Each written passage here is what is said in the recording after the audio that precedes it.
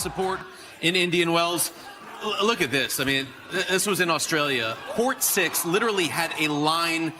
I know I'm exaggerating, but it went for miles at the Aussie. It was wild scenes there. Allie, can you remember a women's star who gets this type of support wherever she goes?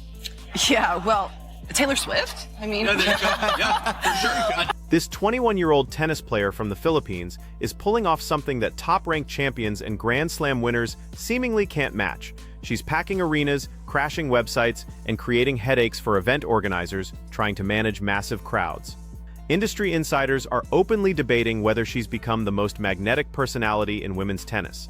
Not the most skilled, but the most captivating. These are completely separate discussions.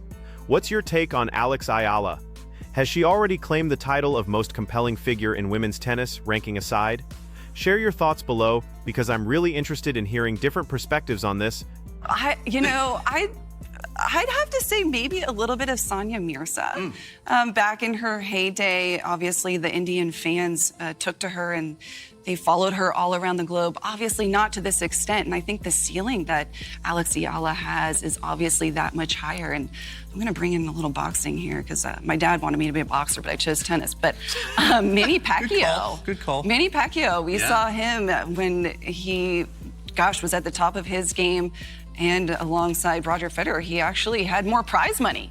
So I think that if Eala, can keep doing well with her tennis, who knows? The sky's the limit on the court, off the court. I mean, she could be rolling in it, if you will. All right, let's dive into a statistic that honestly shouldn't exist.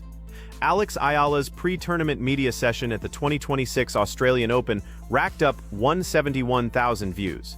Novak Djokovic managed 80,000. Aryna Sabalenka pulled in 9,000. Take a moment to process that. The current world #1 in women's tennis, a multiple Grand Slam winner who demolishes opponents with the kind of raw power that makes her competition look completely outmatched, attracted 9,000 views to her press conference. Eala pulled nearly 20 times that number.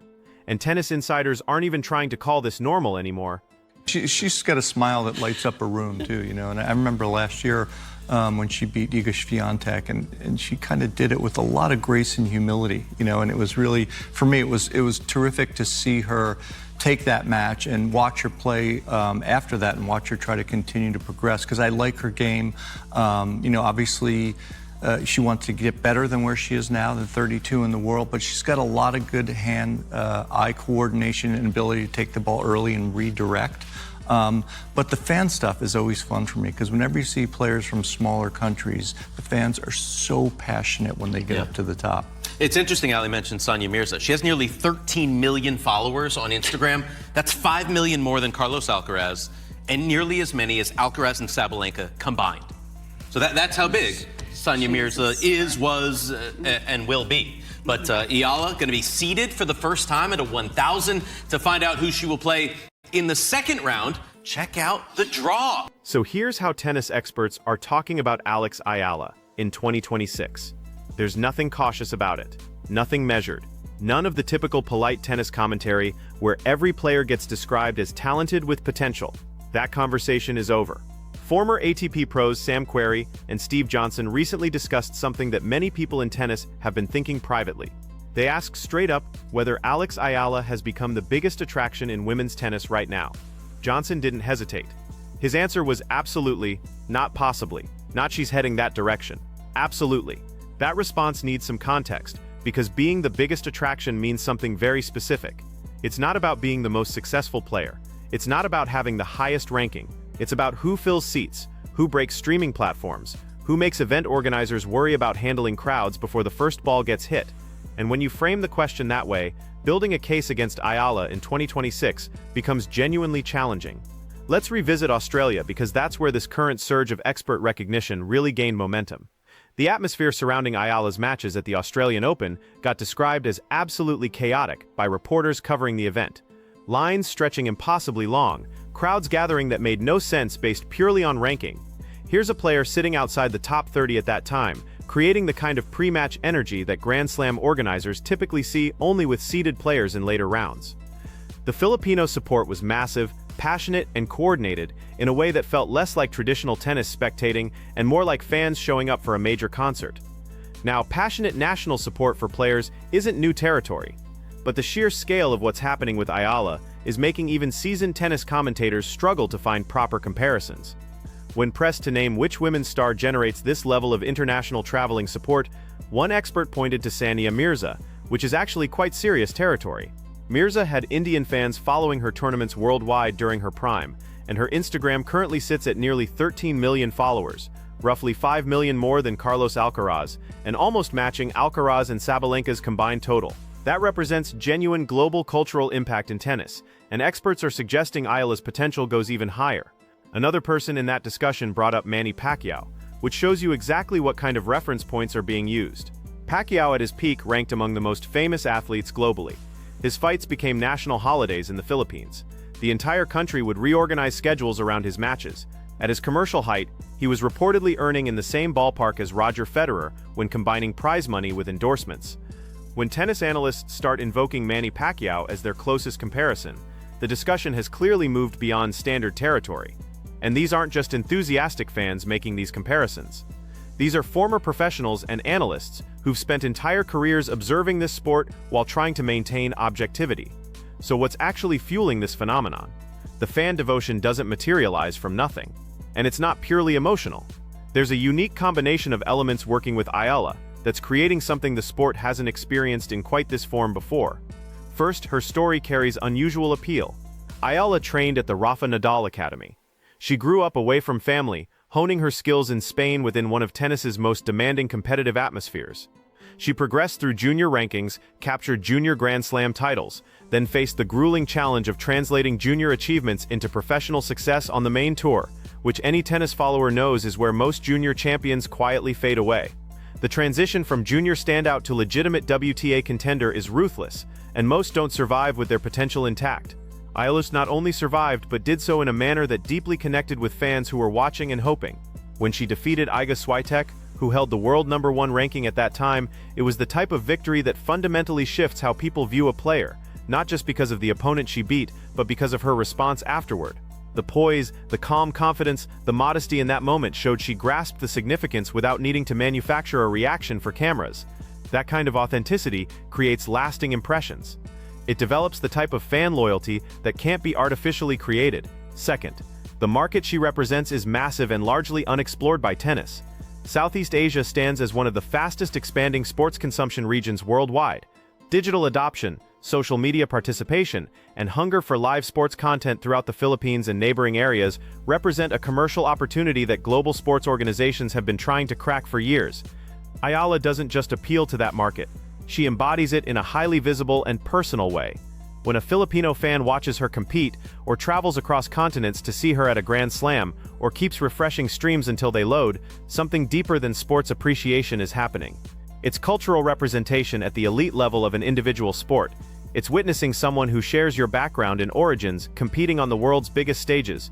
That emotional connection doesn't depend on rankings. It runs on identity. And in 2026's sports marketing landscape, identity spreads faster than almost anything else. Third, her tennis skills are legitimately strong. This matters because influence without performance has a short shelf life. Eala possesses genuine technical ability. Her hand-eye coordination stands out as exceptional. Her capacity to take balls early and redirect them to shift point dynamics before opponents can recover has been highlighted by coaches as a real competitive advantage. It's not just spectacular to watch, it's strategically effective. It creates challenges that higher-ranked players have had trouble solving. She started 2026 with positive momentum, made a strong showing at Dubai, and climbed 16 ranking positions to hit a career-high number 31 by late February. She's entering Indian Wells, one of the tour's premier combined events, with a first-round bye because of that ranking. And she arrives with a 10-6 season record, numbers that show she's competing consistently, winning matches, and building momentum. This isn't a social media phenomenon about someone popular online, but struggling in competition. Her match results are trending upward, and the timing of that improvement has synchronized with increased public attention in a way that's strengthening both aspects. Now here's where things get truly fascinating from business and structural perspectives. Tournament directors across the Middle East and Southeast Asia have been openly comparing her audience appeal to Manny Pacquiao. Novak Djokovic, who's experienced everything in tennis and isn't easily impressed, has called the excitement around her a positive challenge for the sport. When Djokovic characterizes your fan base as a positive challenge for tennis, you've moved into an entirely different athlete category. The crowd patterns are already creating operational challenges. Attendance for her matches that surpasses what venue infrastructure anticipated. Organizers handling situations they didn't plan for because a player ranked outside the top 30 is generating demand that belongs in a higher tier. Indian Wells comes next, and people tracking these developments expect Filipino fan support to arrive in significant numbers. The comparison that keeps surfacing, and it's worth considering seriously, relates to what Sania Mirza meant for Indian tennis internationally. Mirza established a blueprint for how a player from a non-traditional tennis market could develop a following that transcended borders and extended beyond their active career. Her 13 million Instagram followers exist not because she was her generation's best player, but because she represented something larger than tennis to a huge and devoted community. She became a cultural icon who competed at tennis's highest level. Analysts are now suggesting Eala's potential in that dimension goes higher, not tentatively or with major caveats, but definitively higher. And current metrics support that assessment. A press conference drawing 171,000 views compared to Djokovic's 80,000 isn't coincidence. That's an audience making a clear statement about who they want to see. There's also the social media reality to consider, because that's where younger audiences, the demographic that will shape sports commerce for the next 20 years, decide who to follow. Eala belongs to the generation that grew up in this environment. Short-form video content, instant engagement, behind-the-scenes access, the kind of platform presence that transforms a sports moment into shareable cultural content. Her victories spread rapidly. Her personality shines through in interviews in ways that work well on screen. She has, as one analyst noted with complete seriousness, a smile that brightens any room, which might sound like casual praise, but in modern sports media's attention economy, warmth and charisma aren't minor qualities. They determine whether viral moments happen or content gets forgotten. Coco Gauff created the recent template for what a young women's player with genuine mainstream crossover potential looks like. The commercial possibilities, the cultural visibility, the ability to connect with audiences who don't typically watch tennis. Eala, according to multiple analysts monitoring this situation in real time, is already generating comparable attention in certain markets and exceeding Gauff in direct engagement numbers within Southeast Asia. That's a meaningful observation. The ranking difference between them is substantial. Gauff holds Grand Slam titles and top 10 status, but the viewership explosion around Eala isn't following the pattern of a 31st ranked player. It's behaving like something much bigger, and tennis leadership is beginning to acknowledge that the traditional equation of rankings equaling influence isn't completely applicable in her situation. What does this suggest for Eala's future path? The trajectory looks genuinely thrilling, and experts recognize it. She's 21 years old. She's climbing rankings precisely when her cultural presence is taking off. A player's physical and technical development at 21 still has tremendous growth potential.